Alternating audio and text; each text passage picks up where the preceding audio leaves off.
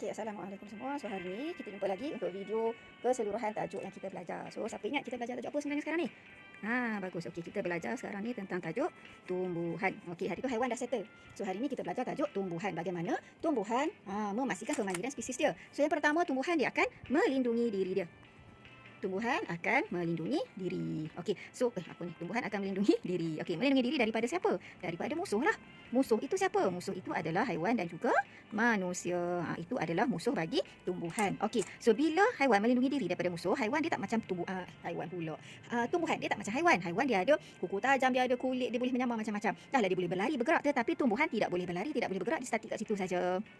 Jadi Allah jadikan dia mempunyai duri. Ada tumbuhan yang mempunyai duri. Ada tumbuhan yang beracun. Okey, macam pokok pompong yang saya tunjuk hari tu. Dan ada tumbuhan yang dia mengeluarkan getah. Getah yang melekit, getah yang kadang-kadang getah tu boleh menyebabkan kegatalan. Ada juga tumbuhan yang mengeluarkan bau yang busuk. Contoh dia macam pokok rafflesia tu yang saya tunjuk tu. Pokok rafflesia bau dia busuk. Pokok bunga tai ayam, ada serangga tak suka dia. Pokok pudina bagi kita bau wangi, tapi bagi setengah haiwan tak suka bau pudina. Okey, satu lagi apa dia? Ciri-ciri perlindungan nak tumbuhan tu melindungi diri dia daripada musuh. Berduri, beracun, getah, bau busuk dan dia ada pandai bulu-bulu halus yang boleh mendatangkan kegatalan ataupun kata miang. Miang kalau kita pegang macam dekat pokok buluh. Kalau dekat pokok buluh tu, kalau kita tengok pokok buluh, tak pandai pula saya nak lukis pokok buluh. Dia dekat batang dia. Kalau kita pegang, yang boleh menyebabkan kita berasa gatal. Okey, so ingat ya, tumbuhan cara dia melindungi diri daripada musuh. Musuh dia siapa? Haiwan dan juga manusia. So bagaimana cara dia melindungi diri? Allah dah jadikan dia ada yang berduri, ada yang beracun, ada yang mempunyai getah yang melekit-lekit dan ada juga getah yang boleh menyebabkan gatal. Dan juga ada tumbuhan yang mengeluarkan bau busuk dan ada tumbuhan yang mempunyai bulu-bulu halus dekat batang-batang dia macam ni pokok buluh, pokok tebu pun sama. Dia boleh menyebabkan kegatalan pada haiwan ataupun manusia yang menyentuh dia. Okey, settle yang tu. Satu lagi tumbuhan, dia tidak perlu melindungi diri daripada cuaca yang melampau macam haiwan, tapi dia perlu menyesuaikan diri dia. Tumbuhan dia akan menyesuaikan diri dia daripada apa? Daripada cuaca. So cuaca yang macam mana? Cuaca yang sejuk sangat, yang panas sangat dan juga daripada angin yang kencang. So setiap tumbuhan lain-lain cara dia nak menyesuaikan diri daripada angin kencang, daripada panas, daripada sejuk. Okey, so kita tengok bagaimana tumbuhan yang tinggal di tempat yang sejuk sangat. Okey, contoh saya tunjuk hari tu pokok maple. Macam mana pokok maple nak tunjuk besar sangatlah pokok dia kan. Okey, tak pandailah saya nak lukis daun dia tu, tapi siapa tengok cerita goblin, cerita goblin dia daun dia macam tu. Macam mana saya nak tunjuk? Dah jadi macam tangan orang pula. Okey, tak apa, semua boleh tengok dalam buku teks. Okey, so dahan pokok dia, pokok yang tinggal di kawasan sejuk ni, kulit dia tebal. Itu salah satu cara dia nak melindungi diri daripada cuaca yang sejuk. Jadi dalam dia ni tak adalah terkena kesejukan tu, tak adalah nak beku. Jadi air dalam batang dia tetap boleh mengalir. Kalau dia tak ada batang yang tebal ni, silap-silap boleh beku frost sampai ke dalam. Okey, kemudian ada tumbuhan yang hidup di kawasan yang cuaca dia panas.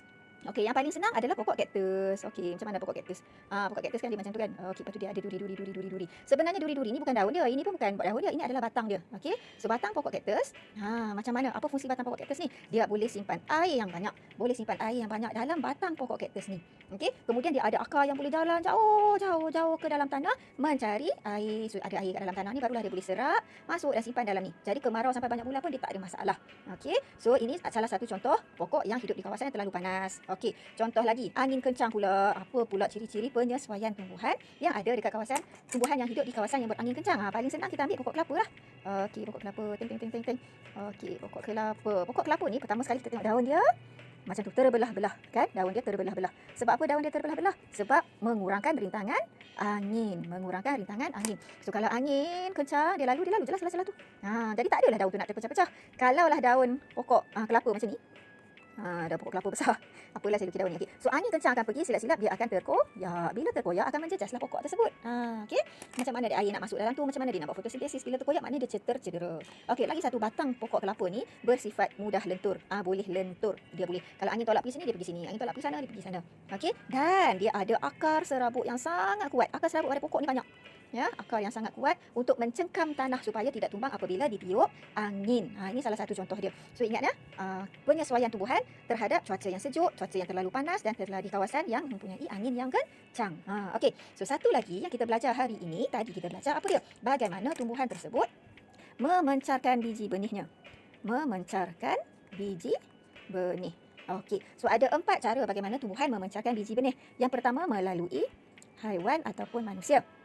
Okey, yang kedua melalui angin. Yang ketiga melalui air. Dan seterusnya melalui apa? Satu lagi. Nama dia pelik sikit. Okey, nama dia pandai. Mekanisme letupan. Okey. So, bagaimana pula ciri-ciri tumbuhan yang dipencarkan melalui haiwan dan manusia ni? Pertama, dia mesti mempunyai buah yang warna dia cantik. Okay, warna dia cantik dan terang. Bau dia sedap, bau dia yang kuat. Lepas tu apa lagi? Dia mesti bau yang terang, warna itu je lah yang dapat menarik perhatian haiwan dan juga manusia. Okey, itu kalau haiwan dan manusia nak makan dia. Lagi satu, tanpa disedari, sesetengah tumbuhan dia ada cangkuk. Cangkuk. Okey, yang mana cangkuk ni dia boleh melekat kepada bulu-bulu haiwan. Okey, dia melekat pada bulu haiwan yang lalu, dia cangkuk melekat kat situ. Lepas tu haiwan tu pun jalan-jalan pergi tempat lain dan biji benih tersebut akan jatuhlah di tempat lain. Yang penting jauh daripada induk dia. Okey, jauh daripada induk dia. Okey, kemudian melalui angin. So, bagaimana pula ciri-ciri tumbuhan yang dipencarkan melalui angin? Okey, yang pertama, dia mesti ada struktur yang macam sayap. Kemudian, dia mestilah ringan dan dia mestilah kecil. Kalau besar macam mana dia nak ditiup angin? Okey, dia mestilah ada sayap. Bukanlah dia ada sayap, dia ada rupa macam sayap dan dia ringan dan dia kecil supaya senang ditiup angin. Okey, seterusnya, ciri-ciri biji benih yang dipencarkan melalui air. Dia mestilah ringan juga. Maknanya dia taklah ringan macam angin ni, tapi dia ringan sebab ada rongga udara yang boleh menyebabkan dia terapung. Okey, kemudian dia ada kulit yang berlilin. Sebab apa? Sebab barulah air tak meresap masuk. Contoh buah kelapa tu kulit dia tu kan licin je. Dia macam berlilin supaya air tak boleh meresap masuk. Okey, dan sabut-sabut buah kelapa tu kan ada banyak rongga.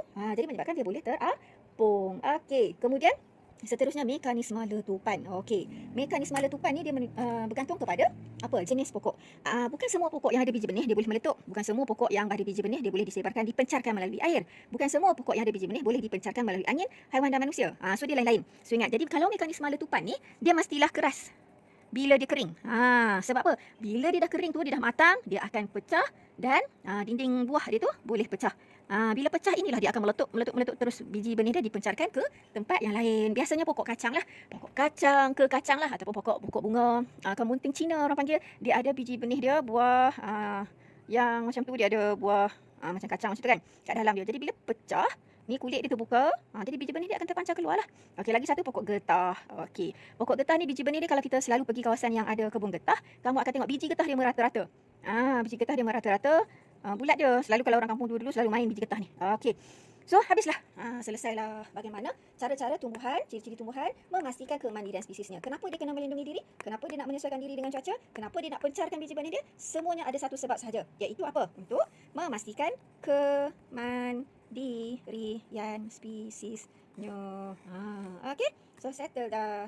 So, boring ke tak boring ke, kamu kena tengoklah video ni sampai habis. So, apa homework kamu sekarang? So, macam biasa, kamu kena buat homework. Mana buat homework kat mana? Okey, dalam buku teks. Saya jarang-jarang bagi latihan dalam buku teks ni.